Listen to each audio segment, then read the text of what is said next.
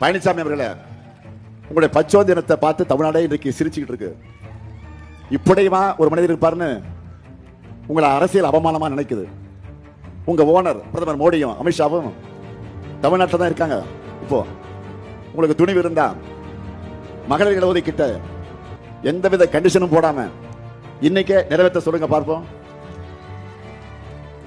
இன்னைக்கு கூட திமுக சார்பில் மகளிர் இடஒதுக்கீட்டுக்காக தனிநபர் மசோதா கொண்டு வந்தாங்களே, அதை ஏன் நிறைவேற்றலன்னு உங்க ஓனர்களை பார்த்து கேளுங்க பார்ப்போம். ஒரே ஒரு நிமிஷம் கொஞ்சம் முதுக நிமித்தி கேள்வி கேளுங்க பழனிசாமி அவர்களை. தயாரா நீங்க? தமிழ்நாடு தமிழ்நாடா இருக்கிறத நாங்க கொண்டாடுவோம்.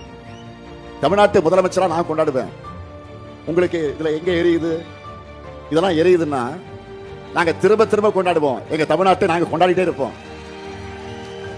தமிழ்நாட்டுக்கு துரோகம் இழைக்க முயற்சி பண்ணி தோற்றுவிட்டு தமிழ்நாட்டுக்கு எதிராக செயல்பட ஒன்று சேர்ந்துள்ள என்டிஏ கூட்டணியை தமிழ்நாட்டு மக்கள் புறக்கணிக்கணும், பாடம் புகட்டும்.